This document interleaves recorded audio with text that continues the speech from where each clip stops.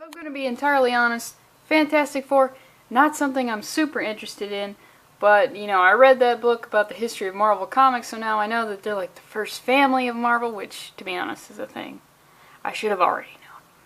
But the only Fantastic Four anything, or series I've ever read, was FF by Jonathan Hickman. That's because, really only because Spider-Man was in it, and he had that dope costume, but then that series went way off the fucking rails, and I don't want to say it was bad, it just wasn't for me. But I've got Fantastic Four #1, it's back. It's back, baby. Because, you know, it's like a thing people probably want to see, so you know what, I am at your service here. So we look at this cover, pretty sure this is an Alex Ross cover. You know what, it looks good, but I can't help but think that, you know, Ben over here is just deaf, screaming like, like maybe he's not even really screaming that hard. Maybe you don't even want to throw that thing at me. I don't know. Look, I mean, it's Alex Ross, so it's always good, but it's just like, alright, I'm focusing too much. So we start off, and this actually has a tribute to Steve Ditko in it. Very nice. They show off Amazing Spider-Man number 33. Of course, this has this huge moment in Spider-Man and Marvel history. Whenever I think of, you know, Spider-Man overcoming things, I always picture this panel. So it's nice. But you know, we're here for Fantastic Four. Sorry, Steve, your corpse is already cold. Sorry, Spidey, you're not in this iteration of Fantastic Four. We're in it for the OGs. So let's get into this. We see them. Oh, look at this family. It talks about, you know, people used to call superheroes adventurers, Imaginauts. That last one isn't even a word. Good. I'm glad you pointed that out because I was suspect. But they say, you know, we're a band of explorers, but most of all, the greatest adventure of all, being part of a family. Now, I think this is probably one of the things that keeps me away from Fantastic Four is the emphasis on family. It's borderline nauseating to me because I don't get it. It doesn't click with me, but, you know, I'm going to try. So we start off and we immediately see Ben is in sort of like an open-air market, a bazaar, if you will. And I just like to point out this. We got this box here, and it's full of just defunct limbs, what it looks like. And they're looking at some cats, and I don't know what it is about Marvel right now, but I feel like whenever they need to fill some space, they just shove a bunch of cats in there. So I don't know. And this lady, she's like, come on, we could have a cat. And we see Johnny is at a Mets game, which, is that canon? I feel like nobody is a Mets fan. I don't even know anything about baseball, but I feel like no one likes the Mets. And they're singing, and he's here with this guy, and he's like, hey Johnny, has anyone ever told you that you have a beautiful set of pipes? Which, I was like, oh, are they making Johnny gay in this? Like, because it just seems odd for another man to compliment another man's singing ability. Is it wrong for me to immediately think that's gay? Absolutely. But if you've seen that episode of Seinfeld where they're like, a man singing is uncomfortable, like, that's the vibe I get from this. But you know what? This actually comes back, surprisingly enough. So we get Ben Grimm just covered in kitties. And then his lady says, or what's her name? Alicia? Yeah, Alicia. I don't know. I always thought someday that I'd have pets. Ooh, you dodged a bullet there, Ben, because I thought she was going to be talking about kids. And I don't know what they would look like. What would they look like? Those Easter Island looking people? Easter Island heads with regular human bodies? I don't think the world's ready for that. And we see Johnny's on the celebrity cam. We see these people want selfies and all sorts of shit with him. And I would like to call bullshit on this,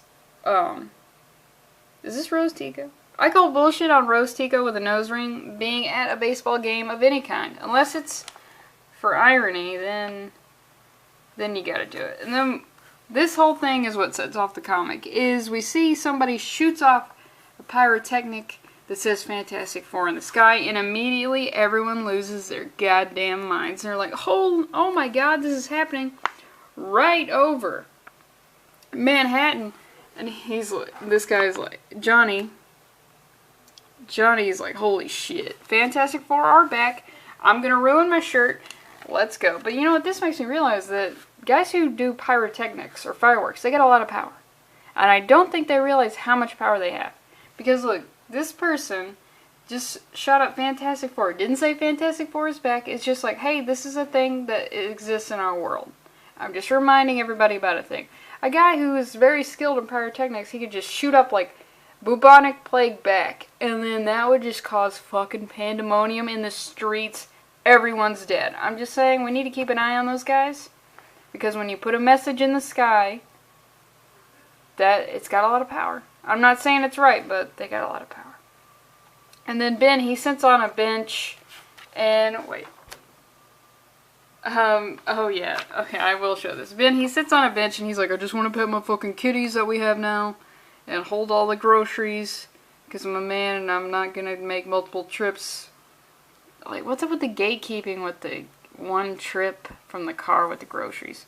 But we find out that she is blind, and I'm like, does she have to be blind? Are there not women out there who love boulders? Are there not crazy bitches who move out to, like, Arizona and deal with the vortexes and the turquoise jewelry and, like, sitting on top of rocks? I'm just saying, does she have to be blind? I mean, come the fuck on. He's very handsome for an orange monster, I'd say. But Ben is like, look, it's not legit. I don't even want to dredge up these feelings because, you know, I'm a sad man. And I just found a clothing store that makes clothes in my size. So I'm not willing to give this shit up to be a hero. And Johnny, he flames on, he flies around, and eventually he finds the people who shot the message in the sky, and it was a group of kids from goddamn Yancey Street. And I don't know what is up with Yancey Street, but Yancey Street gets a lot of negative press in this comic. I'm gonna assume it's real. I don't even know if I can assume it's real. And he's like, fuck, this is a fucking prank. And Johnny is completely distraught. This woman goes on the news and she's like, it was fake. Fantastic Four are not back. And you know what they don't mention is the sigh of relief from villains. You focusing too much on the normies and on the regular people.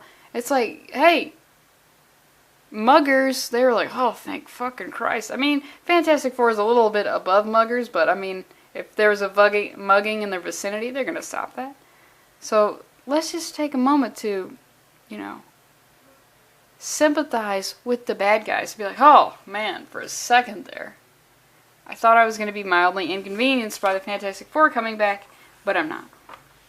And then the reporters, they interview some other heroes, and let's just see, oh man, who can we interview about the almost return of the Fantastic Four, and then the subsequent learning that it was all a fraud, okay? The Thing, that makes sense. Lady Medusa, I assume this is the Inhuman woman, but even then, the Inhumans, they don't have a lot of clout. They're not that interesting, so already off to a bad start. From The Thing to Lady Medusa, that's a bit of a drop-off. And then, oh yeah, does everyone remember Crystal? Crystal the something. She looks like she has a suit of some kind. Yes, my favorite superhero, Crystal. Luke Cage. And then Jennifer Walters, who I, for a moment there, forgot that she was a hero of any kind. I forgot about She-Hulk, which don't most people forget about She-Hulk. So, yeah, I guess I'll show this. So we see Johnny, he doesn't even need the Fantastic Four. He's got his own duds. You can create fire and can, I assume, control it, so you don't even need those other losers, right? So, Jennifer Walters is there. She's getting the kids community service. And we find out that, actually, Ben hired her to make sure that the kids, you know, that the charges were dropped on the kids. Because they're just kids. They don't know any better. They don't know about the level of hope. That's going to come back to haunt them, though. Because, like, when you give them, like, 5 more years, because these kids, like, preteens, in 5 more years, let's, children, I don't know about these goddamn kids these days. Let's say 10, they're going to realize the impact of giving at least all of New York City just this overwhelming just feeling of possible hope of a return of a group of superheroes that means so much to New York as well as the world, and then utterly dashing it moments later. That's going to hit them hard. One of these kids is probably going to commit suicide or go into sex work. And you're like, Lindsay, there's nothing wrong with sex work. I'm so tired of fucking reading articles by dumbass women who say, there's nothing wrong with sex work. Yeah, there isn't, but you gotta remember that you're also whores. I'm not saying you're not a cool whore, but you're doing whore-like activity, and it besmirches your image. Maybe that's a sign of the times or whatever, but I'm just so tired of this, like, sex working is noble. No, it isn't. Let's just be honest, it isn't. So get over your fucking selves. And so Ben, he goes to, sort of this, like, old building. Fuck, I gotta show some of this. He goes to this place, and he find out that the kid's got this flare gun from this, I don't know what this building is. It's got some old stuff in it. It's got a very sweet couch. This old Jewish man is taking care of it, and he's used because he says fakakta. Us, Gentiles don't speak like that. So he finds this box, and he's like, alright, I'll tell you this story. But I would like to point out, these kids, if they just wanted a flare gun, Walmart just sells flare guns. Like, it seems like a thing that they shouldn't sell. They also sell machetes. So I'm just saying, if you need a flare gun for whatever, you can go to Walmart and get one. And I'm just saying, I might get one just, like, if I'm in a shitty situation. Like, oh, I'm talking to an acquaintance. The conversation is, like, kind of dying down. I don't really have anything. Not me, because, I'm quite gregarious. But if it's a situation where I don't have anything else to talk about, I'll pull that flare gun, fire that into the sky. It doesn't even matter if we're indoors. Then a rescue team is on the way. I'm just saying, it's a good thing to have. So he tells this story, and we see all the Fantastic Four. They're on this ship, and this weird, just fish-like alien is like, look, there are infinite possibilities of where we can travel, but only one way leads home. So the only way that they can find which is the way home is to power her scepter. Well, how do you power that scepter? You gotta sing into it. See, it all comes back around. I mean, I'm not saying it's not stupid, but it comes back around. And so, Reed, he has this, of course, scientific explanation. Holy, how did you even do that, Ben? You have a rock slide going down on your face. You might need to, where do you even go? You don't go to the dermatologist. You gotta go to a geologist to get that slope looked at. So he's like, all beings vibrate at the same quantum frequency as that of their home dimension. I don't know about that. It only stands to reason that generating pitch-perfect tones at that, yeah. Find the best singer. So, who is the best singer? Everyone seems to agree that it's Johnny, except for Sue, which, all women think they can sing. Me, I've got a beautiful voice. But I am objective. I have no bias towards myself, okay? I could have a multi-million-dollar contract. But I'm like, no, the real money is in talking about comic books to a very small audience. That's a niche market, and I'm going to capitalize on it.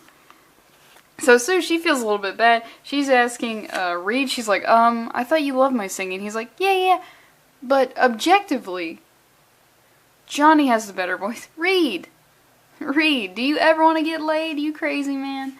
She asks her kids if she can sing, and the kids are like, no, please don't.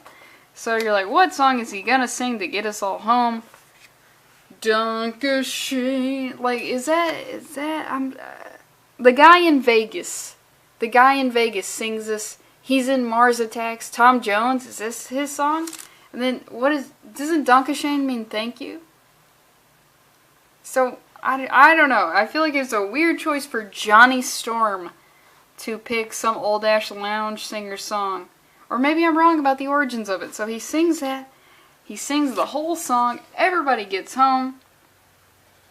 And, Ben, he's like, after he tells that story to the old Jewish man, he's like, you know what, I gotta go home, I gotta do something. And we see this old lady, I'm sorry, Ben's old lady, see, that makes it work.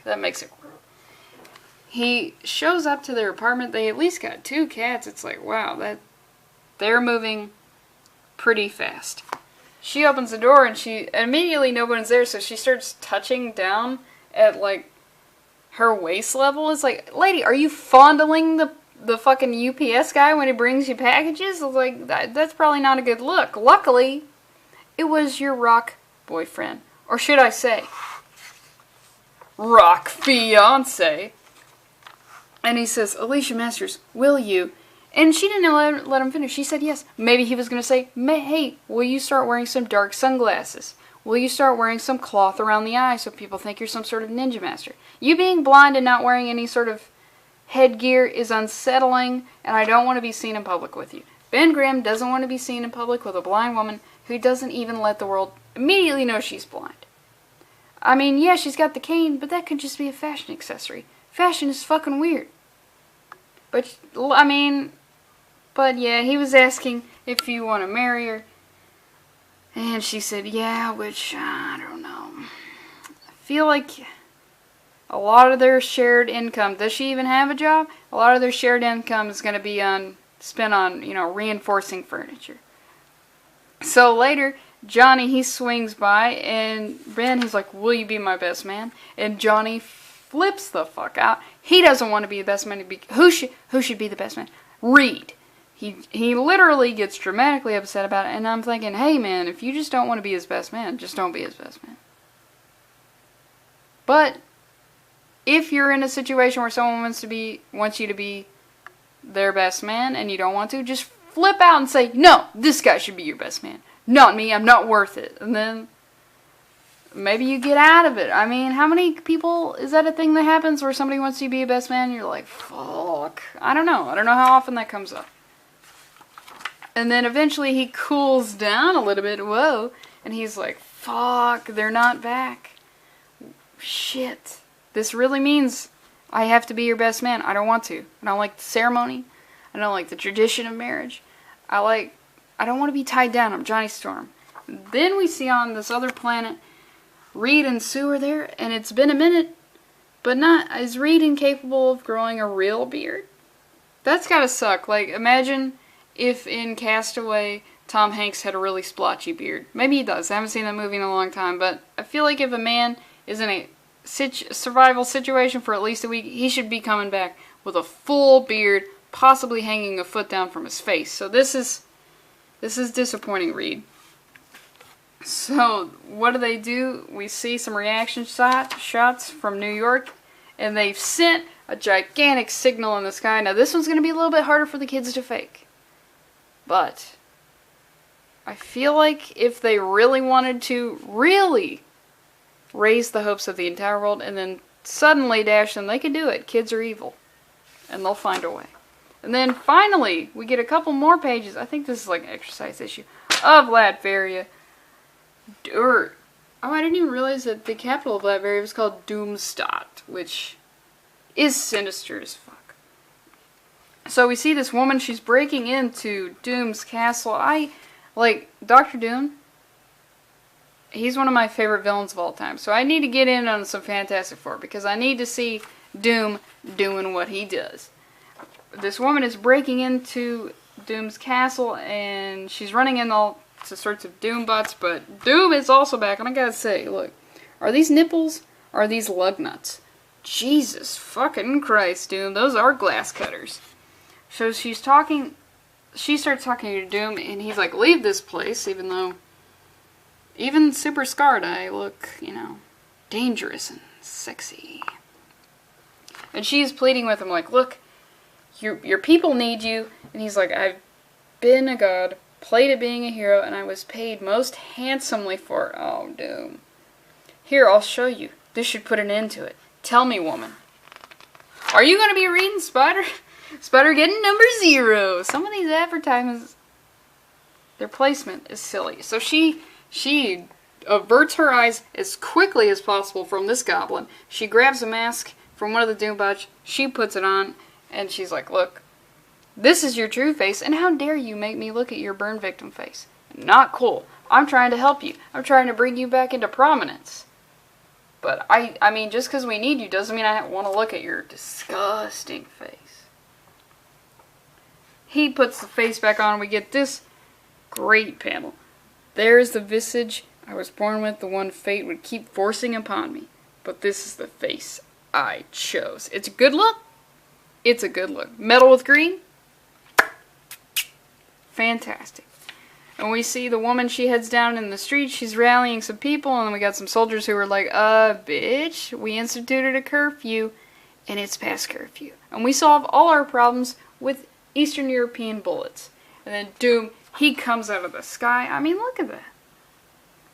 I would let this guy be my cult leader. Definitely. For sure. He's got the rope, but he's also got a metal mask. Past, future, and then further future when the spaceship comes behind the meteor. And he comes back and he's like, shit, man. I require no robots, no armor, no one fighting by my side. What I need, what Latveria needs, is to bear witness. To watch me free them all from this tyranny by the strength of my will and by my hand alone. Look at this. This is beautiful. Our day of doom and victory. Yes.